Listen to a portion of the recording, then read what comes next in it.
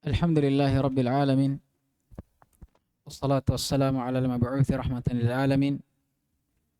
Nabiyyina Muhammadin wa ala alihi wa sahbihi wa man tabi'ahum bi ihsanin ila yaumiddin, amma ba'd. Alhamdulillah, kita masih melanjutkan pelajaran kita dalam mempelajari ilmu fiqh. Masih dalam membaca matan Umdat al-Ahkam karya Al-Imam Abdul Ghani Al-Maqdisi rahimahullahu ta'ala, dan masih dalam kitab At-Taharah, bab tentang mandi janabah. Alhamdulillah, kemarin kita sudah mengambil 3 hadits. Hadits Aisyah, kemudian hadits Ummu Salamah atau Maimunah, dan hadits Ibnu Umar radhiyallahu taala anhum. Dalam hadits Aisyah, kesimpulannya sama dengan hadits Maimunah, menjelaskan tentang tata cara mandi janabah Nabi sallallahu alaihi wasallam. Hanya saja keduanya berbeda dari beberapa kaifiat. Kalau hadits Aisyah radhiyallahu taala anha, yang pertama apa? Dia mencuci kedua tangannya, tapi tidak disebutkan berapa kali. Nanti disebutkan dalam hadits Maimunah, dia mencucinya 2 sampai 3 kali. Kemudian yang kedua dari hadits Aisyah, dia berwudu dengan wudu salat. Maksudnya sempurna. Mulai dari tamadmad wastansyaqa, bermadmadah, istinsyak, sampai mencuci kedua kaki. Karena dalam hadits Maimunah akan diakhirkan cuci kaki. Diawalkan dengan mencuci anggota wudu, kemudian diakhirkan mencuci kaki. Kemudian yang ketiga dari hadits Aisyah, menyela rambut, ya, menyela rambut sampai dirasakan bahwa air itu telah sampai ke kulit kepala kita. Kemudian yang keempat apa? Menyiramkan air ke kepala. Itu sebanyak 3 kali. Kemudian yang terakhir baru mencuci seluruh tubuh. Kemudian dalam riwayat yang lain disebutkan bahwa Aisyah radhiyallahu taala anha pernah mandi bersama Nabi sallallahu alaihi wasallam dalam ina yang sama, bejana yang sama, menunjukkan akan bolehnya seorang pasangan suami istri itu mandi bersama, dan juga bolehnya seorang mandi junub itu menggunakan air yang musta'mal. Karena di sini dikatakan naqtarifu minhu jami'an. Kami menciduk dari apalagi namanya itu bejana itu bersamaan. Berarti Aisyah menciduk, kemudian Nabi menciduk. Berarti Nabi memakai air bekas Aisyah radhiyallahu taala anha. Nah, itu boleh. Kemudian ini hadits Aisyah. Urutannya 5 yang kita sebut tadi. Mencuci tangan, kemudian berwudu dengan wudu salat sempurna, menyela rambut, menyiram air ke kepala, kemudian yang terakhir apa? Mencuci seluruh tubuh. Kalau hadits Maimunah berbeda. Pertama, apa yang dilakukan Nabi SAW dalam hadits Maimunah? Mencuci tangan. Ini sebanyak 2 sampai 3 kali. Kemudian yang kedua apa? Mencuci kemaluan. Kemudian yang ketiga, mencuci tangan dari bekas cucian kemaluan. Tapi di sini kan dia katakan dengan memukulnya, menepuknya kemana? Ke tembok. Ya karena dulu memang salah satu alat yang bisa membersihkan dari najis itu adalah batu. Adapun sekarang kata para ulama, ya bisa digunakan yang selainnya yang menduduki kedudukan batu, yang bisa menghilangkan najis. Seperti apa? Sabun. Jadi kalau sudah kita cuci kemaluan, kita ambil sabun, cuci tangan tak. Ya, setelah mencuci tangan di awal tadi, kemudian mencuci kemaluan, yang ketiga apa? Mencuci tangan. Maksudnya membersihkannya dari bekas-bekas cucian apa tadi? Kemaluan. Kemudian setelah itu apa? Madmada wastansyaqa wa ghassala wajhahu wa dhara'i. Dia mencuci anggota wudunya. Berkumur-kumur, menghirup air dan mengeluarkannya. Kemudian apa? Mencuci muka dan dhira'. Ini tangannya. Ya. Kemudian setelah itu baru menyiramkan air ke kepalanya. Baru yang keberapa ini? 6 ya. Baru apa yang ke-6? Setelah menyiramkan air ke kepala, mencuci seluruh tubuh. Baru yang ke-7, pindah, bergeser sedikit, baru mencuci kaki. Banyak kaifiatnya kalau Maimunah. Kalau hadits Aisyah lebih sedikit. Tapi kata para ulama, ya yang paling bagusnya dijamak keduanya. Karena hadits Aisyah tidak menyebutkan berapa kali cuci tangan, kita sempurnakan dengan mengambil hadits Maimunah. Begitu pula kita ambil dari hadits Maimunah mencuci apa? Kemaluan serta mencuci tangan setelah itu. Paham ini? Nah, tapi untuk hadits Maimunah bisa kita sempurnakan dengan hadits Aisyah.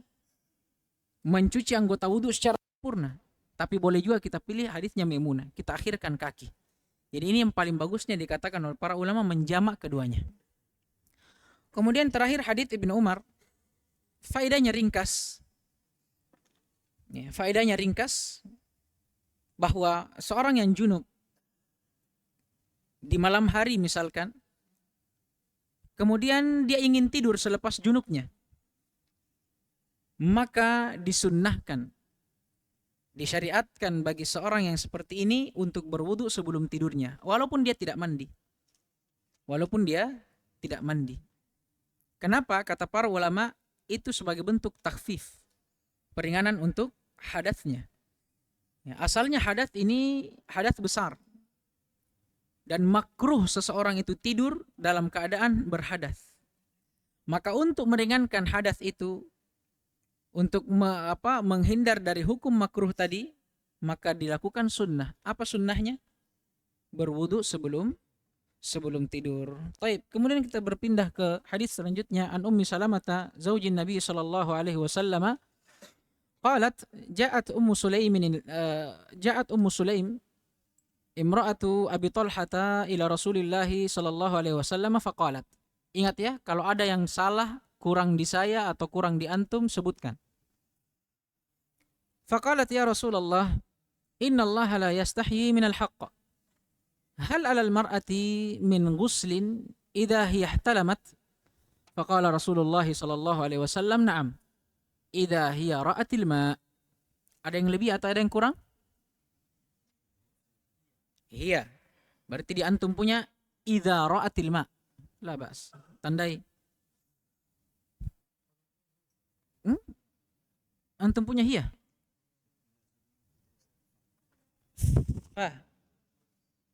Yang mana itu? Bacakan lafadznya.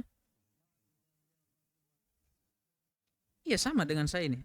Naam idza hiya ra'atil ma. Fa pada lafadz. Baik. Kalau di sini innallaha la yastahyi minal haqqi. Hal langsung. Katanya Sultan tadi ada fa-nya kalau di antum. Ada. Fahal. Sama. Tandai saja. Kata muallif al-Imam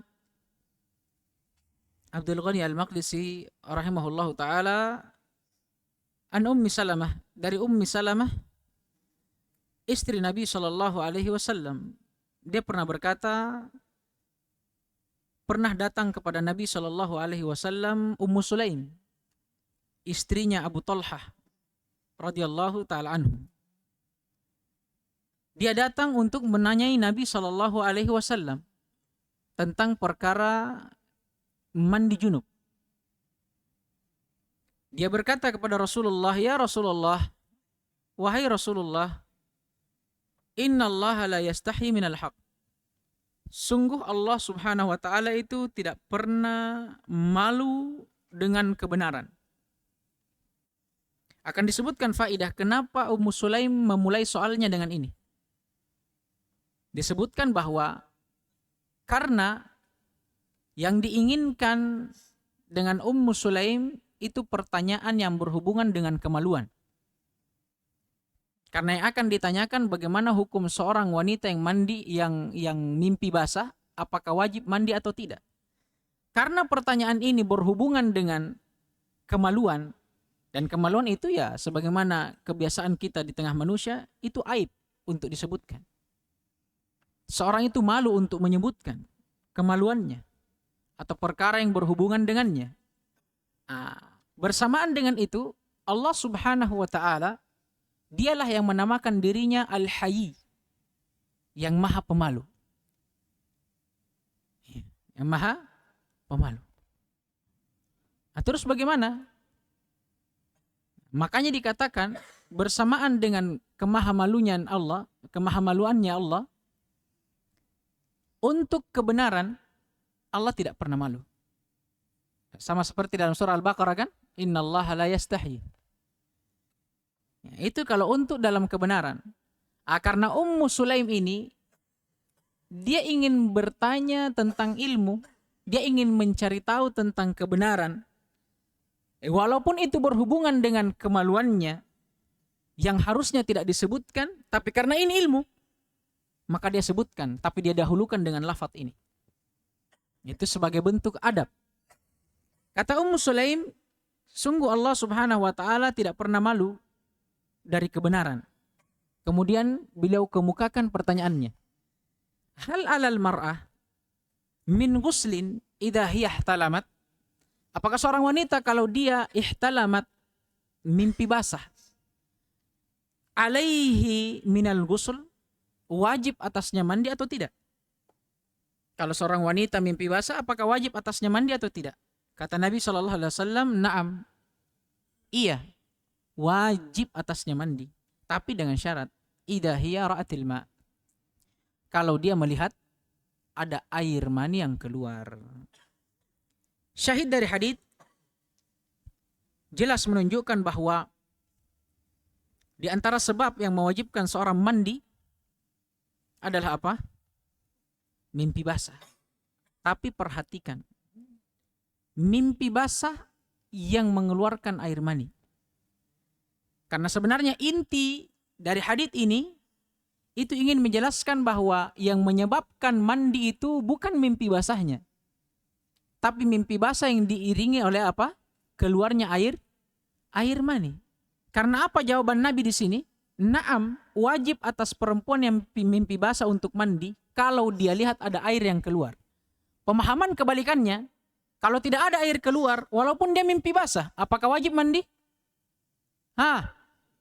Tidak. Paham ini? Jadi ini inti dari hadis. Bahwa keluarnya mani itu salah satu yang mewajibkan mandi junub. Itu keluarnya mani adalah salah satu yang mewajibkan mandi junub. Dan ini faedah disebutkan oleh Syekh Ibnu Utsaimin dalam syarahnya. Bahwa Nabi SAW di sini menjadikan hal yang mewajibkan mandi itu bukan mimpi basahnya, tapi keluarnya air mani. Maka apabila ada orang misalnya, dia bangun dari tidurnya, dia dapati di celananya ada air mani. Walaupun dia tidak mimpi basah. Apakah wajib mandi baginya? Wajib. Karena yang menyebabkan mandi keluarnya air, bukan mimpi basahnya. Begitu pula sebaliknya. Ada orang mimpi basah, tapi ternyata tidak sampai keluar maninya. Apakah wajib baginya mandi? Tidak. Karena yang mewajibkan mandi apa? Keluarnya mani. Berkumpul keduanya kalau misalnya ada orang yang mimpi basah sampai keluar maninya. Wajib untuk mandi. Jadi paham ini? Jadi yang mewajibkan mandi itu bukan mimpi basahnya, tapi keluarnya mani. Ini inti dan syahid dari hadits. Kemudian di antara faedah dari hadits menunjukkan bahwasanya seorang wanita juga itu terkadang mengalami mimpi basah. Karena kan kita ketahui bahwa berbeda tanda baliknya laki-laki dengan wanita. Kalau laki-laki jelas mimpi basah. Kalau wanita apa? Haid. Tapi terkadang juga seorang wanita itu terjadi padanya apa? Al-ihtilam.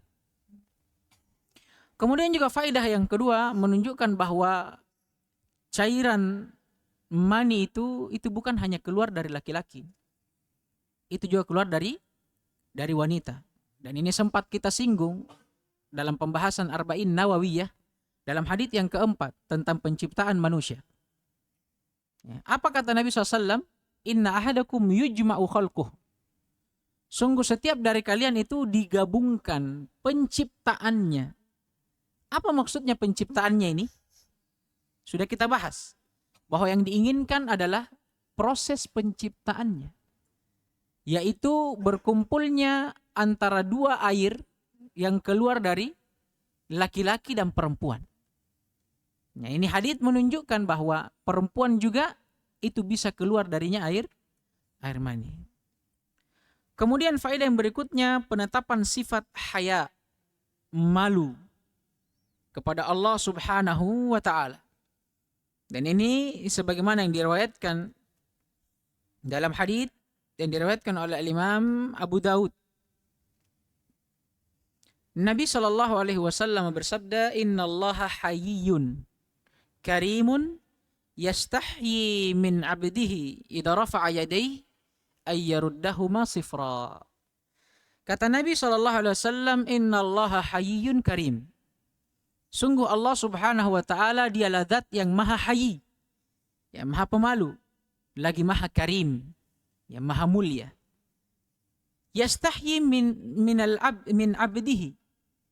Allah malu terhadap seorang hamba idza rafa'a yadayhi, yang mengangkat kedua tangannya berdoa seraya meminta kepada Allah, memohon kepadanya. Allah malu kepada hamba kalau hamba sudah mengangkat tangan tapi yaruddahu sifra. Dia mengembalikan doa hamba ini dengan sifar, tanpa balasan. Syahid dari hadits bahwa Allah Subhanahu wa taala itu malu kalau ada hambanya berdoa kemudian Allah tidak balas doanya. Berarti maksudnya apa? Pemahaman kebalikannya, dan ini faidah saja. Seorang hamba yang berdoa kepada Allah pasti Allah akan ijabah. Selama dia penuhi syarat-syarat dan rukun-rukun doa. Paham ini? Di antaranya tidak boleh kita meminta yang haram. Ya, tapi selama seorang hamba dia berdoa kepada Allah, meminta yang halal, boleh. Dalam keadaan juga yang diperbolehkan.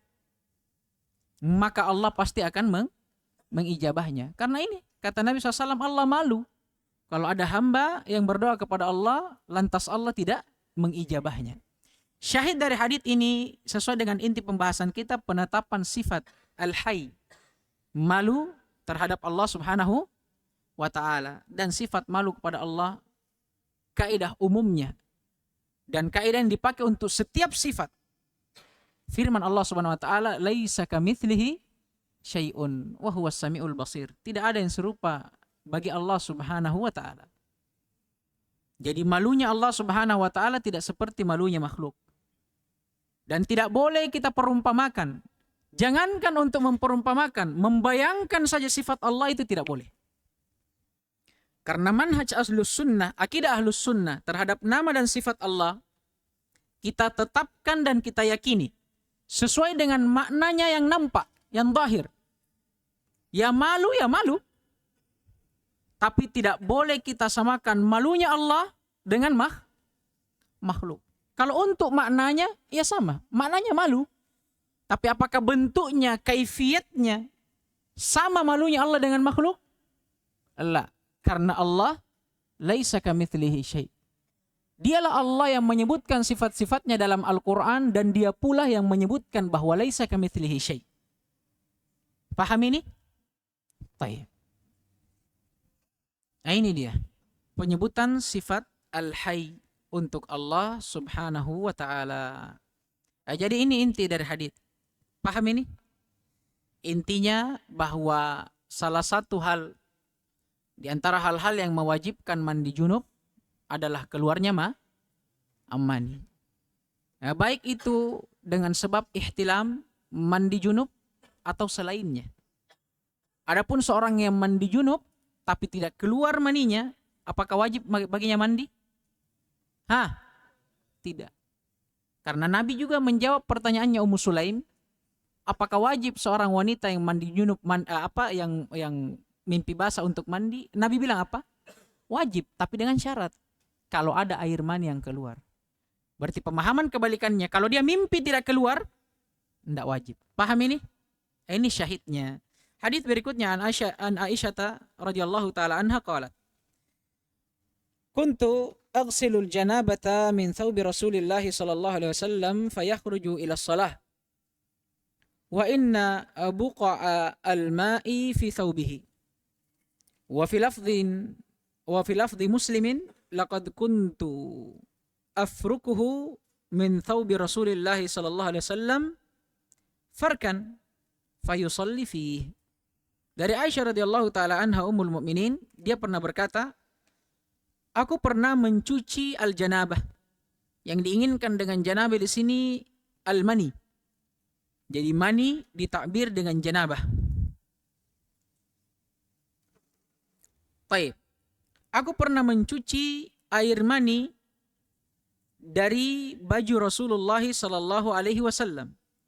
Menunjukkan bahwa Rasulullah sallallahu alaihi wasallam pada waktu itu dalam keadaan dia junub dan air maninya terkena di baju beliau alaihi salatu wassalam. Fayakhruju ila shalah. Kemudian setelah itu beliau keluar untuk melaksanakan salat menggunakan baju yang tadi yang dicuci oleh Aisyah radhiyallahu taala anha. Wa inna buqa'al ma'i fi thawbi, dan ternyata dalam perjalanan salatnya Nabi mendapati ada buqa'. Buqa' itu sisa atau bekas dari air mani di bajunya. Tapi sisa ini sudah mengering. Dari mana kita tahu? Riwayat yang lain. Wa fi lafdhi Muslimin, dalam lafaz Imam Muslim, laqad kuntu afrukuhu. Aku pernah afruk. Itu afruk apa istilahnya? Mengorek, mengerik. Apa bahasa Indonesia itu? Ya, mengerik kan? Kalau kita bisa mengkorek, ya, apa bahasanya kan? Itu bahasa umum. Mengerik, mengorek, sama saja. Jadi Aisyah pada waktu itu dia mengkeriknya dari baju Rasulullah sallallahu alaihi wasallam. Kemudian setelah itu Nabi sallallahu alaihi wasallam salat fihi, ai fi thawbihi, dengan menggunakan baju itu tadi. Syahidnya, hadits ini ingin membawakan tentang penjelasan akan najisnya mani atau tidak.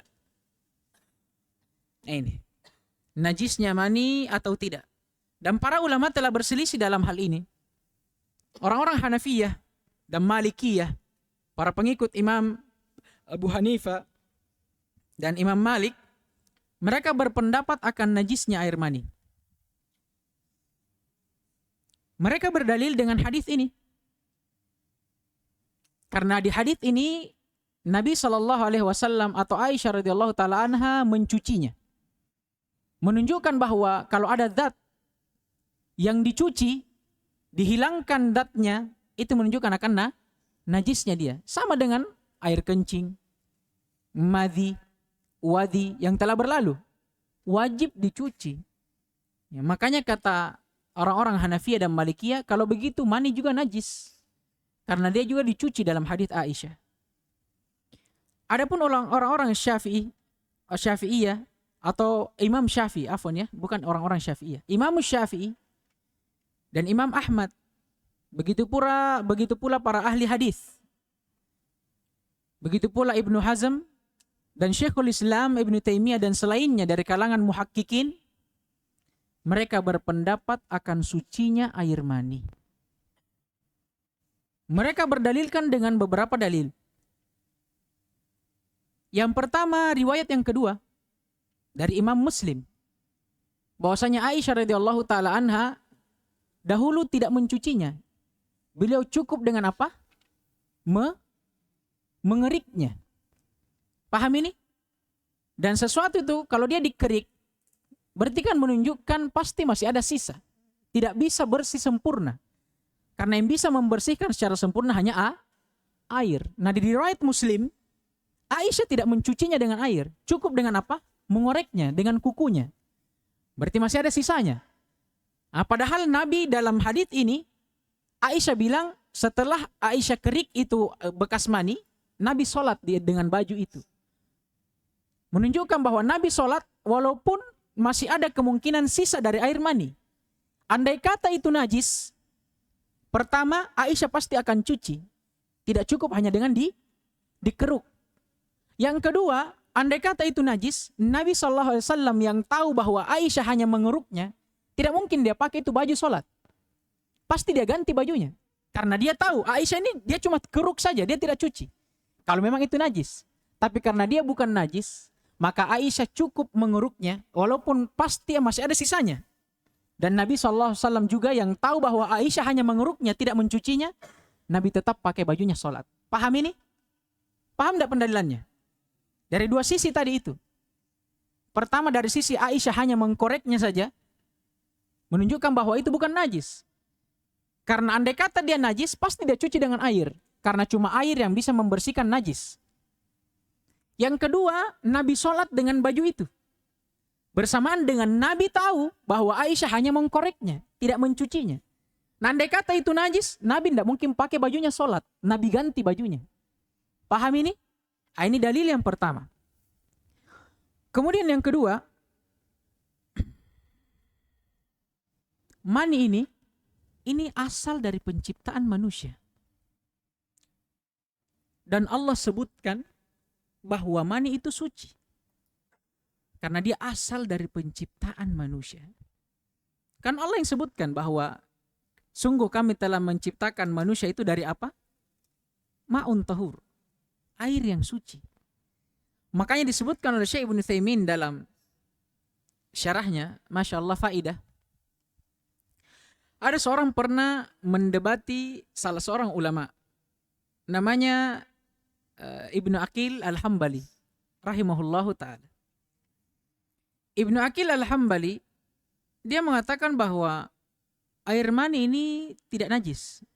Suci. Tiba-tiba ada datang seorang pemuda yang mendebati beliau. Dan tidak. Air mani itu najis. Al-Imam Ibnu Aqil Al-Hambali tidak. Dia suci. Tapi pemuda ini masih bersikeras. Dia najis. Sampai disebutkan keduanya mengangkat suaranya. Sampai datanglah orang ketiga. Dia melerai antara Imam Ibnu Aqil Al-Hambali dengan lawan debatnya. Dia bilang, kenapa kalian ini? Apa sebenarnya masalahnya kalian? Pemuda ini bilang, saya bilang air mani najis. Masa dia bilang suci? Terus Ibnu Aqil Al-Hambali dia bilang, sebenarnya ini saya mudah saja. Saya dari tadi ini, saya cuma mau bilang, menjelaskan kepada pemuda ini, bahwa asal penciptaannya itu bukan najis, tapi suci. Ya. Paham ini? Jadi Imam Ibnu Aqil Al-Hambali, dia mendebati pemuda ini. Pemuda ini bersikeras bahwa najis itu air mani. Tapi tatkala Ibnu Aqil Al-Hambali dia bilang, bagaimana mau najis? Nah itu asal dari penciptaan manusia. Dan Allah sendiri yang mensucikannya. Baru akhirnya pemuda ini sadar dan berhenti mendebati beliau rahimahullahu ta'ala. Ini dalil yang kedua. Yang ketiga, Nabi SAW tidak memerintahkan Aisyah untuk mencucinya dengan air. Ya. Ada tidak perintah Nabi? Ini perbuatan Aisyah, bukan perintah Nabi. Tapi ada tidak perintah Nabi? Tidak ada perintah Nabi untuk mencuci air mani seperti perintah Nabi mencuci kencing. Adapun jawaban, ini 3 dalil yang digunakan. Wa illa sebenarnya cukup dengan riwayat Muslim. Yang pertama tadi. Adapun yang kedua dan ketiga ini hanya penguat saja. Adapun jawaban, bagaimana jawaban dengan hadis riwayat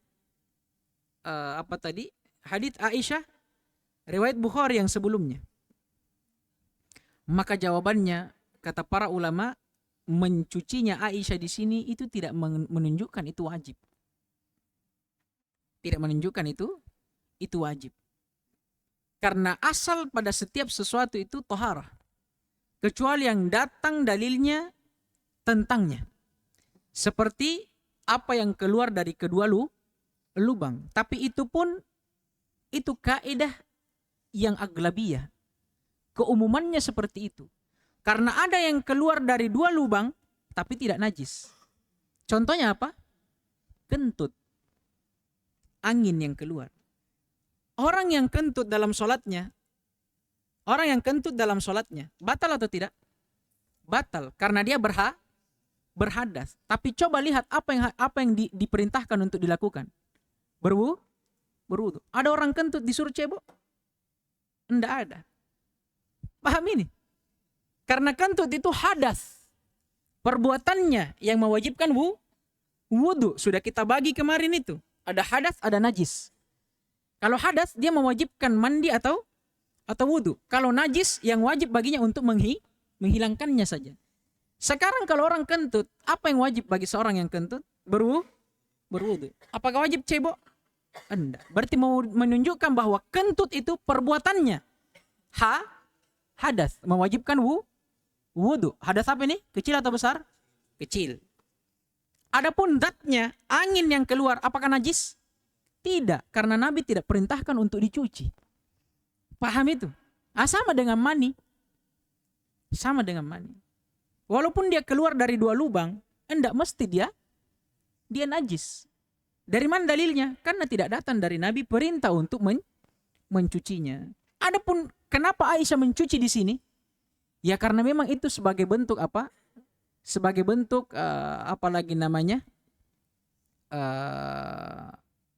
At-tahassun. Memperindah. Ya, memperindah. Karena Allah Subhanahu wa taala disebutkan dalam hadits Nabi sallallahu alaihi wasallam, "Innallaha thayyib la yaqbalu illa thayyiba." Karena Allah itu baik, yang maha indah dan tidak menerima kecuali yang indah pula. Ya. Nah, itu haditsnya. Jadi kesimpulan dari hadits ini bahwasanya air mani itu tidak najis. Dengan dalil riwayat Muslim bahwa bekas mani Rasulullah sallallahu alaihi wasallam yang terdapat pada baju beliau itu tidak dicuci oleh Aisyah. Cukup dikeruk. Cukup dikeruk. Adapun hadits riwayat Bukhari yang menunjukkan bahwa Aisyah mencucinya, maka itu sunnah saja. Itu boleh saja dilakukan sebagai bentuk at-tahsin, memperindah saja. Paham ini? Nah, ini inti dari hadits. Kemudian hadits berikutnya Nabi Hurairah radhiyallahu taala anhu anna Rasulullah sallallahu alaihi wasallam qala idza jalasa baina syu'abiha al-arba' thumma jahadaha wajib al-ghuslu wa fi lafdhin li Muslim wa illam yunzil. Taib. Kemudian kata beliau rahimahullah dari Abu Hurairah radhiyallahu taala anhu bahwasanya Rasulullah sallallahu alaihi wasallam pernah bersabda, "Idza jalasa fa'ilnya kata para ulama mustatir, takdirnya ar-rajulu." Kalau ada seorang lelaki yang duduk baina syu'abihal arba, di antara syu'ab seorang wanita, kembalinya ke al-mar'ah, syu'abil mar'ah al-arba. Kalau ada seorang laki-laki yang duduk di antara syu'ab seorang wanita yang 4, dan syu'ab ini disebutkan oleh para ulama 2 kaki dan 2 tangannya. Apa maksudnya lafaz ini? Kalau ada seorang lelaki yang duduk di antara kedua tangan dan kaki wanita, maksudnya menjimaknya. Dilihat bagaimana para ulama di sini faidah.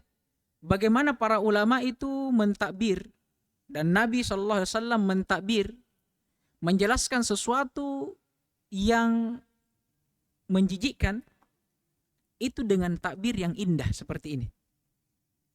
Tidak diperjelas, tapi di takbir dikasihkan ibarat-ibarat yang tidak langsung memahami ke hal itu, karena berbahaya.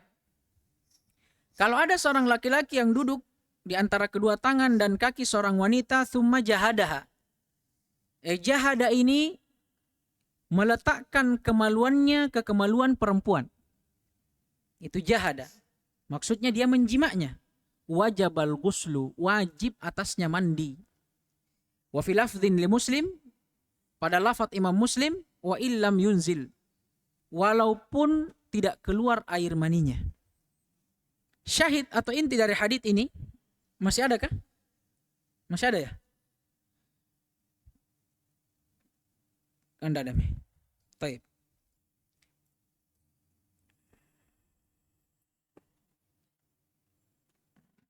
Iya, tidak ada. Syahid dari hadits ini menunjukkan bahwa salah satu sebab yang mewajibkan seorang itu mandi junub adalah jima. Walaupun tidak keluar air maninya. Jadi kita sudah dapat dua tempat. Sebelumnya di dalam hadits siapa? Aisyah. Atau dalam hadits Ummu Salamah. Disebutkan bahwa salah satu sebab mandi junub keluarnya mani dengan bagaimanapun caranya. Mau ihtilam, mimpi basah, mau jima, kapan keluar mani? Wajib mandi. Di sini sebaliknya. Salah satu yang mewajibkan mandi adalah jima, walaupun tidak keluar mani. Yang perlu dipahami, keluarnya mani dan jima ini adalah dua sebab yang berbeda. Bukan sebab yang sama. Jadi kalau ada orang yang menjima istrinya tanpa keluar maninya, wajib mandi atau tidak? Wajib. Karena jima sebab sendiri. Tapi ada orang yang misal istilahnya apa ya? Mencumbu. Tidak sampai dia menjima meletakkan kemaluannya ke kemaluan istrinya. Tidak sampai di situ. Mungkin dia mencium istrinya atau yang semisal dengannya. Tidak boleh kita terlalu dalam ya. Tapi misalnya dia lemah syahwat. Ala kulli hal qadarullah dia lemah syahwatnya. Baru dia cium istrinya keluar maninya. Apakah wajib baginya mandi? Wajib. Kenapa? Bukan karena dia cium istrinya. Tapi karena apa? Keluarnya mani. Paham ini? Ini yang perlu dipahami dari hadits-hadits ini. Bahwa bahwa keluarnya mani dan jima itu sebab atau dua sebab yang berbeda. Yang masing-masing mewajibkan mandi junub. Jadi pahami ini tak? Ini syahid dari hadits. Baik, kemudian faedah yang seperti kita sebutkan tadi, bagaimana para ulama menyebutkan hal-hal yang ya dianggap menjijikkan itu atau dianggap tidak pantas untuk disebutkan, ditakbir dengan ibarat yang lebih halus, ya. Dan ini uslub atau cara metode dakwah dari para nabi sampai kepada para ulama yang datang setelahnya. Paham jadi hadits? Ada yang tidak paham angkat tangan?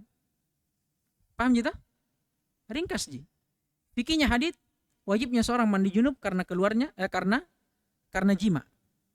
Walaupun tidak keluar mani. Dan juga menunjukkan bahwa keluarnya mani dan jima adalah dua sebab yang berbeda yang masing-masing dari keduanya mewajibkan mandi.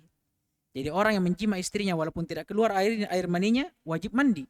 Begitu pula orang yang keluar maninya walaupun hanya dengan mencium istrinya wajib mandi. Sebaliknya, kalau ada orang yang menjima ada yang mencumbu istrinya tidak keluar air maninya, wajib tidak mandi? Hah? Tidak. Begitu pula orang yang suami istri yang dia mencumbu istrinya tidak sampai meletakkan kelaminnya, maka wajib tidak mandi? Tidak. Tidak sampai meletakkan kelamin. Karena jima itu dikatakan jima kalau seorang laki-laki telah menempatkan kemaluannya ke kemaluan perempuan. Selama itu belum terjadi, belum masuk timba dalam sumur, belum jima namanya. Paham ini? Baik. Langsung beranjak kita dari hadis ini. Berbahaya. Baik, kemudian hadis berikutnya. An Abi Ja'far Muhammad bin Ali ibn al-Hasan atau ibn al-Husain ibn Ali ibn Abi Talib radhiyallahu taala anhum. Siapa ini Ja'far? Cicitnya ini. Coba kita lihat berapa kali. Ja'far Muhammad an Abi Ja'far afwan. Muhammad ya. Muhammad Abu Ja'far. Muhammad ibn Ali ibn al-Husain ibn Ali ibn Abi Talib. 3 kali. Berarti ini sudah cicitnya ya. Karena Ali ibn al-Husain karena Husain ibn Ali anaknya. Kemudian Ali ibn Husain ibn Ali cucunya. Berarti dia ini Abu Ja'far Muhammad ibn Ali ibn al-Husain ibn Ali cicitnya Ali. Taib, annahu kana huwa wa abuhu inda Jabir ibn Abdullah wa indahu qaumun. Fasa'aluhu 'anil ghusli faqala yakfika sa'. Faqala rajulun ma yakfini? Faqala Jabir kana yakfi man huwa awfa minka sya'ran wa khairum minka yuridu Rasulullah sallallahu alaihi wasallam thumma ammana fi thawbin. Sama ini lafadznya atau ada yang kurang? Sama ada lafadznya? Sama. Wa fi lafdin kana Nabi sallallahu alaihi wasallam yufri'u atau yufarri'u ya. Yufrigu. Kalau antum yufrigu. Kalau di sini enggak pakai ain. Nah, ini keliru ini. Mana pulpennya antum? Yufrigul ma'a ala ra'sihi thalathan. Ada lagi selanjutnya enggak ada? Qala al-musannif. Qala al-musannif ar-rajulu alladhi qala ma yakfini huwa al-Hasan ibn Muhammad ibn Ali ibn Abi Talib radhiyallahu ta'ala anhu abuhu Muhammad ibn al-Hanifah. Kata beliau, ada ini, enggak ada? Abu al-Hanafiyah, ibn al-Hanafiyah. Dari Abu Ja'far Muhammad ibn Ali ibn al-Husain ibn Ali ibn Abi Talib, cucunya Ali ibn Abi Talib atau cicitnya. Radhiyallahu ta'ala anhum, semoga Allah meridhai mereka semua. Annahu kana huwa wa abuhu inda Jabir ibn Abdullah. Dahulu Muhammad ini bersama dengan bapaknya Ali itu berada di sisi Jabir ibn Abdullah, sahabat yang mulia radhiyallahu ta'ala anhu. Wa indahu qaumun, dan di sisi mereka ada kaum, sekelompok manusia. Fasa'aluhu, maka kaum itu pun bertanya kepada siapa ini? Jabir ibn Abdullah. Anil ghusli, tentang hukum mandi junub.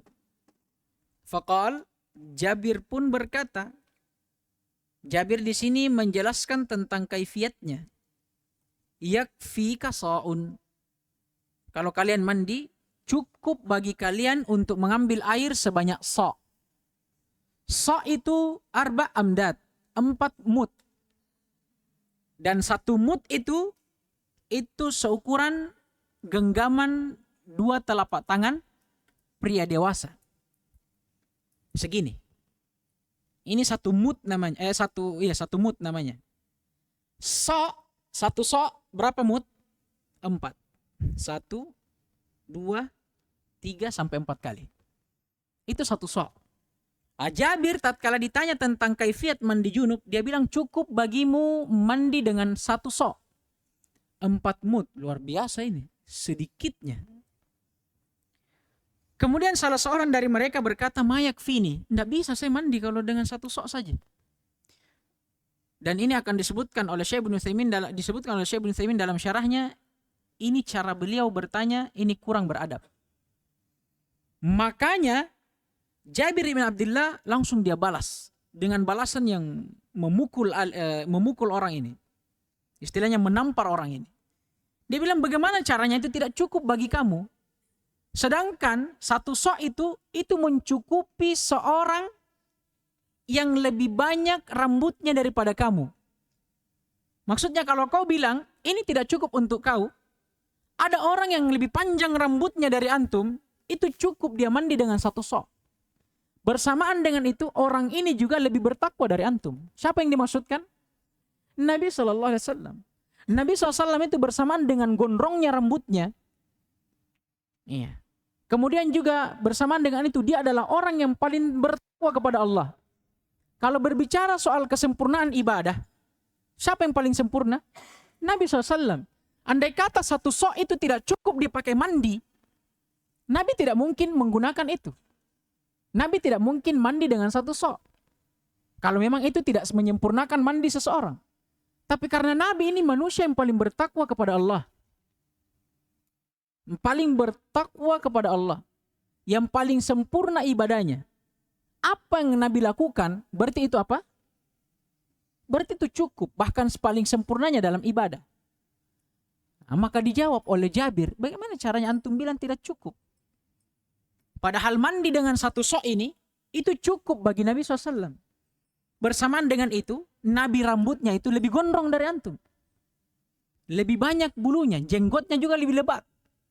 Dan Nabi juga lebih bertakwa daripada antum. Kalau Nabi sudah bilang cukup, masa antum bilang tidak? Paham ini? Ini maksudnya Jabir ibn Abdullah. Wa fi lafdhin, dalam suatu lafaz. Kemudian kata Jabir, "Tsumma ammana fi thawbin." Kemudian setelah Nabi mandi dengan satu sok itu, Nabi mengimami manusia. Mengimami maksudnya sholat, menjadi imam mereka. Wa fi lafdhin, dalam suatu lafaz, kana Nabi SAW yufrighul ma'a ala ra'sihi thalatha. Dan dalam riwayat yang lainnya, Nabi SAW pernah menyiramkan, mengalirkan air ke atas kepalanya 3 kali. Kemudian musannif, siapa yang diinginkan dengan musannif? Al-Imam Abdul Ghani Al-Maqdisi. Dia kasih faidah. Ar-rajulul ladzi qala ma yakfini, orang yang mengatakan bahwa mandi dengan satu sok itu tidak cukup bagiku, dia adalah Hasan ibn Muhammad ibn Ali ibn Abi Talib. Dia adalah Hasan ibn Muhammad ibn Ali ibn Abi Talib radhiyallahu taala anhu, abuhu Muhammad ibnul Hanafiyah. Syahid dari hadits ini, intinya menyebutkan bahwa di dalam mandi junub salah satu adabnya dan yang disunnahkan itu mandi dengan satu sok. Tapi bukan berarti perintah di sini wajib. Enggak. Ini salah satu adab. Dan sebenarnya makna yang ingin disampaikan bahwa orang yang mandi junub hendaknya dia tidak israf, tidak buang-buang air. Adapun untuk mandi dengan satu sok atau lebih, itu tergantung dari orang yang mandi. Tergantung dari orang yang mandi, sesuai dengan kebutuhan airnya. Jadi penyebutan sok di sini bukan berarti wajibnya orang mandi dengan ukuran sok itu. Tapi ada makna di balik itu yang ingin disampaikan, bahwa yang disunnahkan dalam mandi junub dan merupakan adab dari mandi junub seseorang itu mandi dengan apa? Tidak israf, tidak buang-buang air. Ya karena ada di antara orang yang mandi, Masya Allah, dia mandi buang-buang air. Dan ini haram, mubadzir. Dan Allah Subhanahu wa taala berfirman apa? Innal mubadzirina kanu ikhwanas syayatin. Orang-orang yang mubadzir umum, mubadzir dalam hal apa saja. Itu kanu ikhwanas syayatin. Ya, itu saudara-saudaranya syaitan. Ini intinya. Ya, ini intinya. Tapi adapun untuk yang terakhir tadi itu nanti kita lihat. Saya juga belum sempat cari tahu siapa ini. Al-Hasan ibn Muhammad ibn Ali. Intinya faedah dari kalian, jazakumullah khairah, Allah barik fikum, dan kita besok akan cari tahu bersama. Besok ada ya, daurah ya, Ustaz Abu Darda ya. Alhamdulillah ala kulli hal. Ya insyaallah naktafi bihadzal qadar. Subhanakallahumma wa bihamdik asyhadu an la ilaha illa anta astaghfiruka wa atubu ilaik.